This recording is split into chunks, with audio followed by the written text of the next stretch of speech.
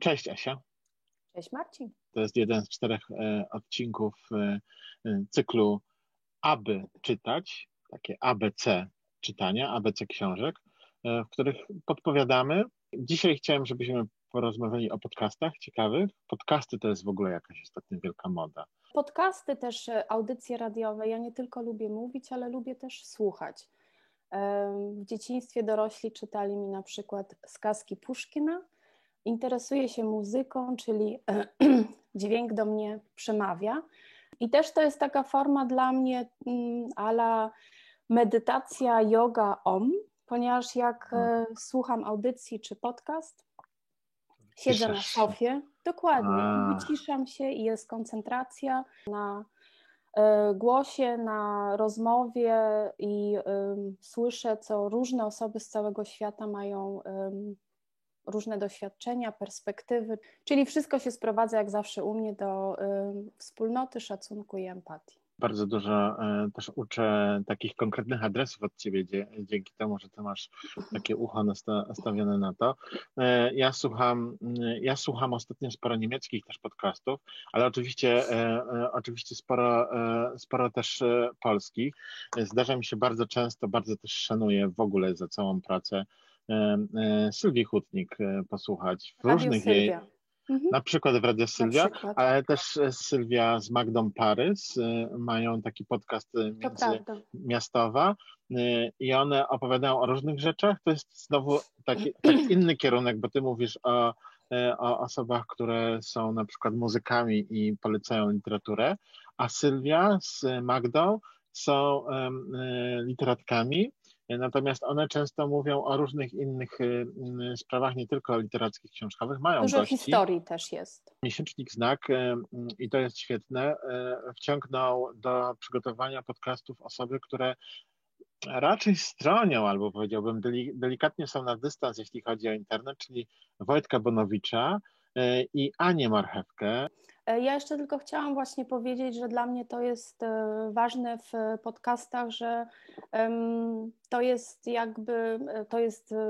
to są fale bez wizji, czyli jest ciało z głową, ale koncentracja jest na głowę, bez ciała, czyli bez presji standardów. Przy tych podcastach nie tylko goście są i jedna książka, jeden tytuł, to jest całe pole różnych dyskusji, faktów i też na przykład w NTS Radio, jak słuchałam audycji z Viv Albertine, która na końcu powiedziała, że ona jest done with the men, sięgnęłam po spotkanie z Dolly Alderton. Jej książka też się ukazała w Polsce, Wszystko bla bla bla o miłości. I w tych podcastach jest właśnie tak, że jest rozmowa, jest muzyka i później jest pół godziny jakby poleceń innych książek i to jest dla mnie ta przygoda, te paciorki. Też w zasadzie lubię takie podcasty, w których jest bardzo dużo podpowiedzi, chociaż zawsze mnie to wprowadza w rozpacz, bo się dowiaduję, że Boże, ile jest tych książek świetnych, zwłaszcza jak słucham anglojęzycznych czy niemieckojęzycznych podcastów. Radio Kapitał. To jest społecznościowe, internetowe radio i już te takie drobne informacje, które na stronie można znaleźć, że to jest społecznościowe radio. Dla mnie to wszystko przekonuje, ja bardzo lubię, bo społeczeństwo to jest coś dla mnie super i tam są różne audycje o historii, kulturze, sztuce, muzyce i też są właśnie audycje literackie i co też jest ważne, Radio Kapitał, nie kapitał jako zysk, a kapitał jako jakość i dostępność dla wszystkich. Czyli to są dla mnie wszystko piękne rzeczy. I tam na przykład możemy posłuchać rozmowy właśnie gościnnej z Sylwią Hutnik. Okay. Kieszonkowa. O Boże, dokładnie. To jest klasyka już. Tak, dokładnie. To jeszcze powiem o 2 szybko.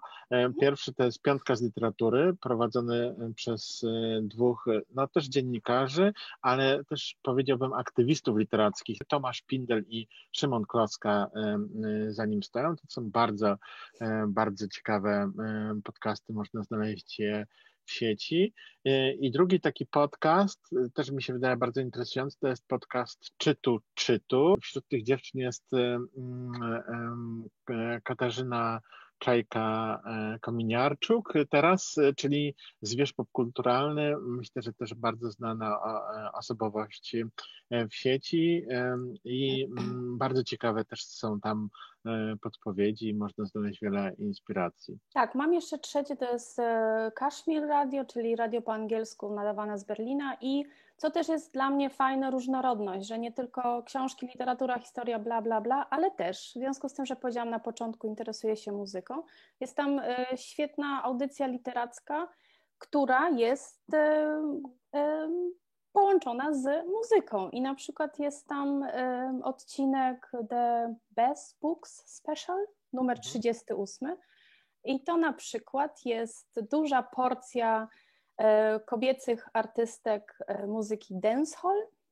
Jest dużo poleceń książek o tym gatunku muzycznym i też temat typu gender representation in dancehall, czyli kobieca strona w muzyce. Jest krótki wywiad z fantastyczną profesorką Caroline Cooper, czyli w tym odcinku mamy muzykę, mamy poważnie, mamy super muzykę, gdzie możemy tańczyć w domu z psami do białego rana.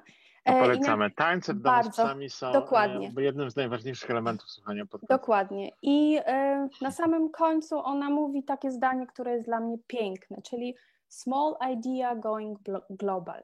Więc ja mam nadzieję, że nasze small idea pójdą global a propos wszystkich tutaj propozycji i podpowiedzi.